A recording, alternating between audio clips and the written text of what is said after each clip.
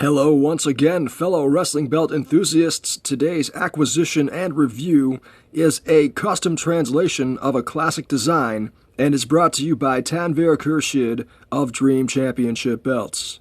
First thing we can see here is actual hand tooling in the snap box, very uncommon with belts that come from Pakistan.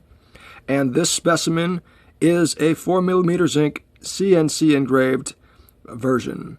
For the observant ones, you can see this is modeled after the WWF Women's Championship 1993 to 1995 Alundra Blaze version. This is a bit of a personal favorite of mine that I decided to masculine up a bit and scale up to size despite a purple strap. Now, at another point in time, I got this belt done by Hashim Hussain over at HH Pro Belts, and the CNC was the same depth all the way across the belt. What happened is that created polishing issues, and the belt wouldn't hold the plating, so he ended up painting inside the crevices. So in mentioning the previous difficulty to this maker, his solution appears to have been to go less deep on the outer lying lines, and you still get the good feel for the details. I'm very happy with the outcome of that. Originally, this belt was not dual-plated. This is something that I decided to do on my own, and I'm actually very happy with the results. You really get that two-tone feel with the gold accents on top of the nickel backing. Some belts tend to express this better than others.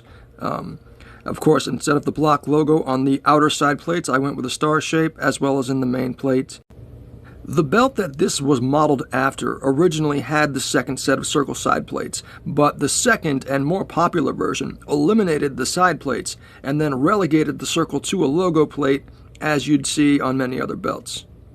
One of the things that has drawn me to buying from Dream Championships is the effort put into this strap. Now, it's not as skilled as your American leather crafters, but you see it is hand-tooled, and there is an attempt at burnishing on the edges. Too many Pakistani belt shops are just cut and go with a press plate snap box. I tend to appreciate the effort put into actually crafting the belt.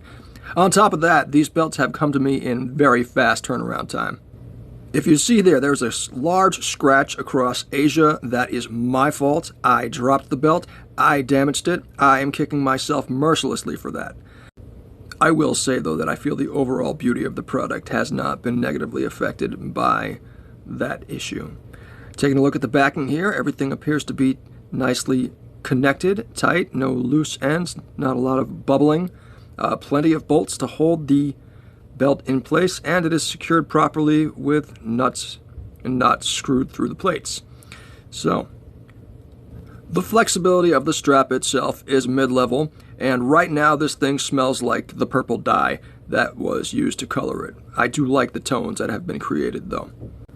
Overall, I am once again very satisfied with the quality and craft of what I used to be afraid to call my favorite belts. And again, this was done by Tanveer Khurshid at Dream Championships. Thank you guys for joining me. We'll see you next time.